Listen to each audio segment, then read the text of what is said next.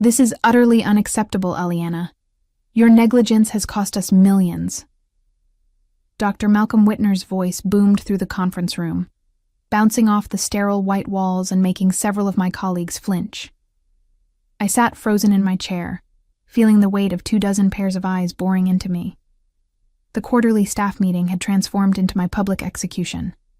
My name is Aliana Voss, and after 15 years of dedicated service to Novamed Research Institute in Toledo, Ohio, I was being thrown under the bus without warning. At 54 years old, I had dedicated my entire professional life to ensuring our lab maintained impeccable standards. Every protocol followed to the letter. Every compliance check performed with meticulous attention to detail. Every new staff member trained with patience and precision. The National Institutes of Health Grant Committee has cited significant irregularities in compliance documentation as their reason for rescinding our funding, Malcolm continued, his thin lips barely containing his fury. $8.4 million. Gone. His fist slammed against the polished conference table. I wanted to defend myself. The words formed in my throat, but died before reaching my lips. This wasn't about finding truth. This was about finding a scapegoat. The warning signs had been building since Meditech Solutions acquired our lab 6 months ago. Suddenly, quantity trumped quality. Deadlines became more important than data integrity. And the new wave of researchers brought in by corporate seemed to operate under different rules than the rest of us. Due to these compliance failures tied to our recent grant loss, Aliana Voss is no longer with the company, Malcolm announced with clinical detachment. Her office will be cleared by end of day. Without a word, I rose from my seat, straightened my navy blue blazer, the same one I'd worn on my first day at Novamed, and walked out. My footsteps echoed down the hallway toward my office as whispers erupted behind me. Dr. Erin Glass, one of Meditech's star recruits, caught my eye as I passed the open lab. She quickly looked away, her face flushing slightly. That small reaction confirmed what I had suspected for weeks, but couldn't prove.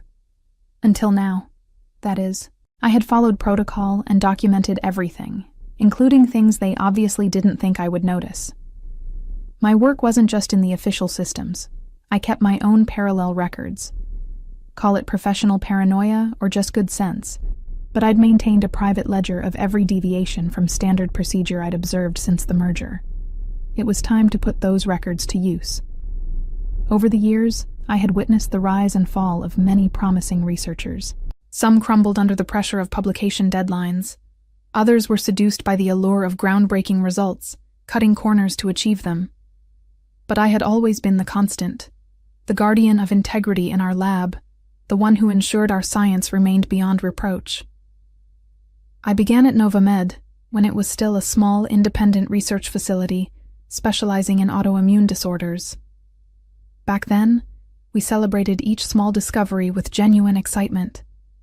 Our founder, Dr. Elaine Novak, insisted that good science couldn't be rushed. Patience produces precision, she would say, adjusting her spectacles as she reviewed our findings. When Dr. Novak retired 5 years ago, things began to change. The new leadership was more focused on securing grants and patents than on methodical research. Then came the merger with Meditech Solutions, a corporate behemoth with deep pockets and shallow scientific principles. I cleared my desk methodically, placing 15 years of accomplishments into a cardboard box. Photographs of lab teams long since dispersed. Awards for excellence in laboratory management. The handwritten note from Dr. Novak thanking me for my unwavering dedication to the truth. Aliana, do you need any help? I looked up to see Thomas Reynolds, a young lab technician I had trained 3 years ago. His expression was a mixture of concern and discomfort. Thank you, Thomas, but I'm almost finished. I offered him a reassuring smile. Just make sure you keep detailed records of everything you do, especially when it involves the chemical storage logs. His eyes widened slightly. Is that what this is about? The chemical logs? Among other things, I replied carefully. Just protect yourself, Thomas. And remember what I taught you about protocol documentation. After he left, I unlocked my bottom drawer and removed a plain black notebook. My personal ledger. Inside were dates, times, and observations that contradicted the official records, particularly those concerning Dr. Glass's accelerated trials and the suspicious amendments to chemical storage documentation. I slipped the notebook into my bag and took one last look around the office that had been my professional home for a decade and a half. The potted aloe plant by the window, the periodic table poster with my handwritten notes in the margins, the view of the parking lot where I had watched the seasons change through countless late nights and early mornings. At the door, I turned out the light and whispered a quiet goodbye to the place that had defined so much of who I was. Or rather, who I had been. That evening, I sat at my kitchen table, the contents of my personal ledger spread before me like evidence at a crime scene. Pages of notes, screenshots printed and dated, copies of emails that contradicted official records. A timeline emerged, showing precisely when the integrity of our research began to falter. It started 3 months ago when Dr. Glass initiated a new trial protocol for an experimental arthritis treatment. According to standard procedure, certain chemicals required specialized containment and could only be used in specific quantities over controlled time periods. But the official logs showed impossibly short intervals between usage, a clear violation of safety protocols. When I questioned this, I was told by Malcolm that Dr. Glass has approval for an accelerated timeline. No further explanation was offered. Then came the missing data points in our trial results, gaps that were conveniently filled later with numbers that looked too perfect. When I raised concerns about statistical anomalies, I was reminded that Meditex has different analytical standards, and that I should focus on operations, not analysis. The final piece clicked when I pulled up my security access logs. On 3 separate occasions, my credentials had been used to approve documentation changes during hours I wasn't even in the building. Someone had used my authorization to validate modifications to critical compliance documents, documents now being used to blame me for the lost grant. My hands trembled as anger and betrayal washed over me. For 15 years, I had maintained an unblemished record. I had trained dozens of scientists in proper laboratory procedure. I had been the backbone of Novamed's reputation for excellence, and they had discarded me without a second thought. My phone buzzed with a text message from Thomas. "Everyone's in shock. They're already interviewing replacements for you. Glass seems nervous." Good, I thought. She should be nervous. I took a deep breath and opened my laptop. With methodical precision, I began organizing the evidence. First, a detailed letter to the Institutional Ethics Board, outlining the falsified data and naming those responsible. Then, a comprehensive report for the Occupational Safety and Health Administration, complete with time-stamped screenshots showing the chemical storage violations. As I worked, a sense of calm replaced my initial anger. This wasn't about revenge. It was about truth. It was about ensuring that scientific integrity wasn't sacrificed on the altar of corporate profits. By midnight, both documents were complete, ready to be sent the following morning. I closed my laptop and walked to the window, looking out at the quiet Toledo street. Tomorrow would change everything. Not just for me, but for Novamed and Meditex as well. Before heading to bed, I laid out my clothes for the morning. The same navy blue blazer I'd worn on my first day, and again on what they thought was my last. But I would have one final visit to make, one final duty to perform as the guardian of truth I had always strived to be. Morning light filtered through my kitchen blinds as I sipped coffee and reviewed my documents one last time. Each allegation was backed by evidence. Each claim could be independently verified. I had been meticulous. It was who I was, after all. I sent both emails within minutes of each other, first to the ethics board, then to OSHA. The weight that lifted from my shoulders was immediate and profound. Whatever happened next, the truth was out. My phone rang almost immediately. The caller ID showed Novamed. I let it go to voicemail. Then another call, Malcolm's personal number. I silenced that too. I didn't need to hear their excuses or threats. The evidence would speak for itself. I dressed carefully, sliding my arms into the sleeves of my blazer with deliberate movements. In my bag, I placed a sealed envelope containing printed copies of everything I had sent electronically. Then I drove to the laboratory one last time. The receptionist looked startled when I walked in. "Miss Voss, we were told—" "I'm just dropping something off, Diane," I said with a calm smile, handing her the sealed envelope. "Please ensure this reaches the board of directors. It's important." As I turned to leave, I saw Dr. Glass hurrying down the hallway toward me, her face tight with concern. "Aliena, wait," she called out. I paused, allowing her to catch up. Up close, I could see the dark circles under her eyes, the strain etched into her features. "Can we talk?" she asked, her voice low and urgent. "Privately?" "I don't think we have anything to discuss, Dr. Glass," I replied evenly. "Please," she insisted, glancing nervously toward Malcolm's office. "What happened yesterday? It wasn't right. I tried to speak up, but you chose to remain silent," I finished for her. "Just as you chose to falsify those chemical storage logs. Just as you chose to use my credentials to approve documentation I never saw." Her face paled. "How did you—" 15 years, Dr. Glass. 15 years of watching people come and go. 15 years of knowing every system, every protocol, every audit trail in this laboratory. I kept my voice level, professional. "Did you really think I wouldn't notice?" "It was Malcolm," she whispered, her eyes darting around to make sure no one was listening. "He said we needed those results fast-tracked for the quarterly report to Meditex. He said you were being difficult, slowing everything down with unnecessary checks. Those unnecessary checks are what keep our research valid and our lab safe," I replied. "But it doesn't matter now. The truth is already on its way to those who need to see it." The color drained from her face. "What have you done?" "My job," I answered simply. "The one I've always done, whether anyone appreciated it or not." I walked out of Novamed for the final time, my head held high. By noon, my phone was buzzing constantly with calls from numbers I didn't recognize. By 2:00, local news outlets were reporting that OSHA investigators had arrived at Novamed Research Institute for an unscheduled comprehensive inspection. By 4:00, I received an email from someone I hadn't heard from in years, Dr. Elaine Novak herself. "Aliena," it read, "I've been contacted by the ethics board regarding your report. I always knew you were the moral compass of my laboratory. Would you be willing to meet and discuss this further?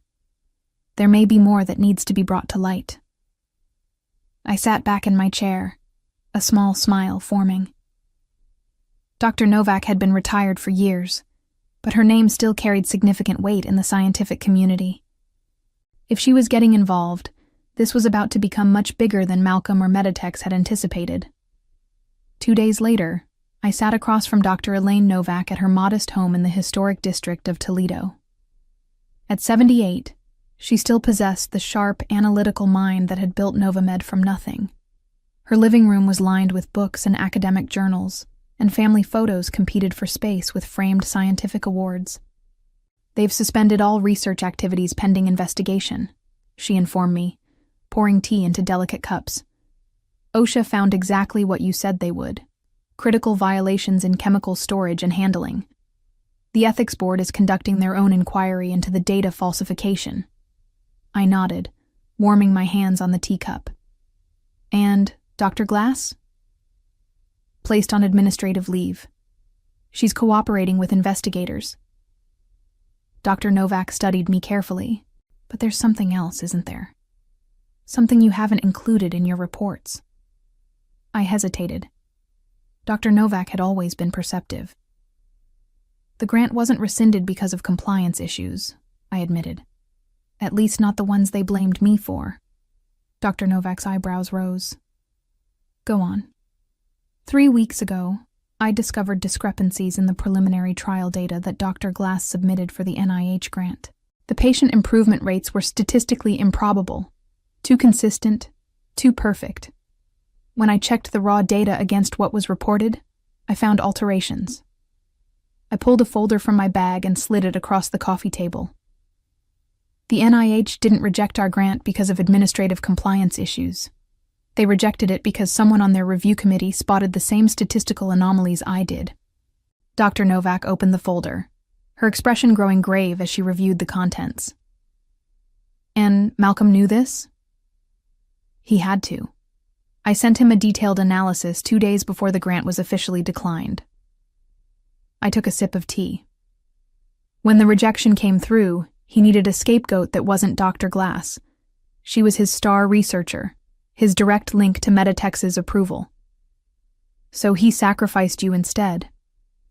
Dr. Novak closed the folder with a decisive snap. After 15 years of exemplary service. Corporate science, I said with a wry smile. Quite different from how we used to do things. Indeed. She set the folder aside and fixed me with an intense gaze. Aliena, I'm assembling an independent review committee. Several colleagues from my days at the university have agreed to help. With your documentation and testimony, we can ensure that appropriate action is taken. Just then, my phone buzzed with an incoming email. I glanced at it and felt a jolt of surprise. It's from the National Institutes of Health Office of Research Integrity, I said, scanning the message. They're requesting a formal interview regarding the grant application and subsequent events at Novamed. Dr. Novak nodded sagely. The dominoes are falling. Once one oversight body gets involved, others typically follow. She leaned forward. Aliena, I want you to know something. What you've done, standing up for scientific integrity at great personal cost, is the very essence of what Novamed was founded upon. I'm deeply sorry that the institution I built failed you so profoundly. Her words touched me more than I expected. For the first time since this ordeal began, I felt tears threatening. Thank you, I managed, composing myself. That means a great deal. Coming from you. As I drove home from Dr. Novak's house, my phone rang again. This time it was a number I didn't recognize. I answered cautiously. Miss Voss, this is William Harrington from the University of Michigan Medical Research Division. Dr. Novak suggested I call you. We're looking for someone with your expertise to oversee laboratory compliance and ethics training for our staff. Would you be interested in discussing the position? A sense of vindication washed over me. This wasn't just about exposing wrongdoing. It was about finding my place in the scientific community again. Somewhere my values would be respected. The University of Michigan interview went remarkably well. As I discussed my experience and philosophy regarding laboratory ethics, I could see the respect in the committee members' eyes. They weren't looking at me as a whistleblower or a troublemaker. They saw a professional with unwavering standards and the courage to uphold them. Your recommendation from Dr. Novak carries significant weight, said Dr. Harrington as he walked me out. But your handling of the Novamed situation demonstrates exactly the kind of ethical leadership we need. I left with a formal job offer, Director of Research Integrity and Compliance Training. The position would allow me to develop protocols and train researchers across multiple departments, ensuring that scientific ethics remained paramount throughout the university's research programs. Meanwhile, the situation at Novamed continued to unravel. Local news outlets reported that OSHA had issued citations for 27 violations, including several classified as serious. The resulting fines exceeded $300,000, but the damage to Novamed's reputation was far more costly. Dr. Glass had apparently broken under questioning, admitting to falsifying data at Malcolm's direction. She provided investigators with emails and recorded conversations that corroborated my evidence and extended the trail of deception further up the corporate ladder to Meditech's executives. 1 week after my visit to Dr. Novak, I received a call from an unexpected source, the board chairman of Novamed. Miss Voss, this is Harold Winthrop, came the grave voice. I wonder if you might be willing to meet with the board. We're conducting an internal investigation parallel to the regulatory inquiries, and your insights would be invaluable. My first instinct was to refuse. They had allowed me to be publicly humiliated and dismissed without due process. But then I considered Dr. Novak's ongoing efforts to salvage the research institution she had built. "I'll meet with you," I agreed, but only with my legal representative present. 2 days later, I sat in the boardroom where, just weeks earlier, I had been publicly dismissed. Now, the power dynamic was entirely different. The board members looked tired and worried. Malcolm's chair was conspicuously empty. "Where is Dr. Whitner?" I asked as the meeting began. Harold Winthrop cleared his throat. "Dr. Whitner has been terminated effective immediately. We've also severed several key relationships with Meditech Solutions and are in the process of restructuring our leadership." I nodded, maintaining a neutral expression despite the satisfaction I felt. "Miss Voss," Winthrop continued, "we owe you a profound apology. The events that led to your dismissal were not only unjust, but potentially criminal. The board has authorized me to offer you full reinstatement with a substantial compensation package for damages to your reputation and career." My attorney and I exchanged glances. We had anticipated this. "I appreciate the offer," I said carefully, "but I've accepted a position elsewhere.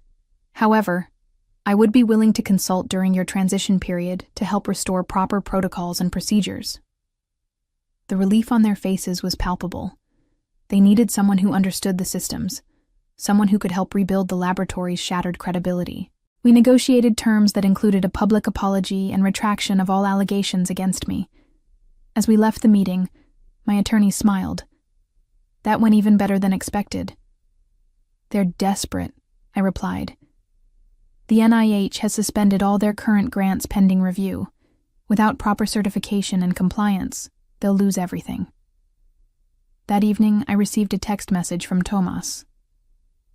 "They announced everything at an all-staff meeting today. Malcolm's gone, Glass is gone, and they said you were right all along. Several people applauded. Wish you could have seen it." I smiled at the message, but didn't reply immediately. Instead, I opened my laptop and began drafting a comprehensive transition plan for Novamed, my final contribution to the laboratory I had served faithfully for 15 years. Sometimes, I reflected, the most powerful form of redemption isn't about getting even. It's about helping rebuild what was broken, but on better foundations. The congressional hearing wasn't something I had anticipated when I first sent those emails to the ethics board and OSHA. Yet here I was, 6 months later, seated before the House Committee on Science, Space, and Technology, preparing to testify about research integrity in privately funded laboratories. Malcolm and 3 Meditech's executives sat at a separate table, their faces grim. They had already faced federal charges for fraud relating to grant applications. Now they faced public scrutiny for the culture of deception they had fostered. "Miss Voss," began Congresswoman Diaz, leading the questioning, "could you describe the events that led to your identification of these compliance violations?" For the next hour, I detailed everything. The pressure to produce results after the Meditech's acquisition, the systematic dismantling of safety protocols, the falsification of data, and the attempt to use me as a scapegoat when the deception was discovered. "And in your professional opinion," asked another committee member, "how prevalent are these practices in the industry?" "More common than we'd like to admit," I answered honestly. The pressure to secure funding and produce marketable results can override scientific integrity. That's why we need stronger whistleblower protections and more rigorous oversight. My testimony was broadcast on national news. Clips of my calm, detailed explanations contrasted sharply with Malcolm's defensive responses and the Meditech's executives' evasions. Public opinion quickly solidified in favor of increased regulation for private research facilities. When I stepped down from the witness stand, Dr. Novak was waiting. She squeezed my hand and whispered, "You've done more than expose one lab's wrongdoing. You've sparked a national conversation about scientific ethics." As we exited the hearing room, reporters clamored for comments. I noticed Malcolm watching me from across the hallway, his expression a mixture of anger and defeat. Our eyes met briefly before he turned away. He had lost everything: his reputation, his career, and soon, his freedom. I had gained something far more valuable: vindication. 1 year after my dismissal from Novamed, I stood at a podium in the University of Michigan's largest lecture hall, addressing a packed audience of students, faculty, and visiting researchers. The topic of my presentation: ethical guardianship, maintaining integrity in scientific research. The pressures you will face in your careers are real, I told them. Funding constraints, publication demands, corporate interests. But the moment you compromise scientific integrity is the moment you stop being a scientist and become something else entirely, something far less valuable to humanity. From my position at the university, I had developed a comprehensive training program, now being adopted by research institutions across the country. My experience had been transformed into a cautionary tale with practical applications. After the lecture, as attendees filed out, I noticed a familiar face approaching: Thomas Reynolds, my former lab technician. "Dr. Voss," he greeted me with a broad smile. That was inspiring. "It's just professor now," I corrected him gently. "How are things at Novamed?" "Completely different," he replied. "The new leadership team has implemented all the protocols you designed. We're smaller now, but the work feels honest again." We chatted about the changes. Novamed had survived, though diminished in size and scope. Meditechs had paid hundreds of millions in fines and settlements. Malcolm and 2 Meditech's executives had received federal prison sentences for fraud. As for Dr. Glass, she had avoided incarceration by cooperating fully with investigators, but her scientific career was effectively over. "I've been offered a research position here at the university," Tomas mentioned hesitantly. "I was hoping you might serve as my advisor." I smiled, remembering the young man who had stood by me when others turned away. "I'd be honored, Thomas." Later that evening, I received an email notification from a scientific journal. My article on research ethics reform had been accepted for publication. The system was changing, slowly but surely, and I had played my part.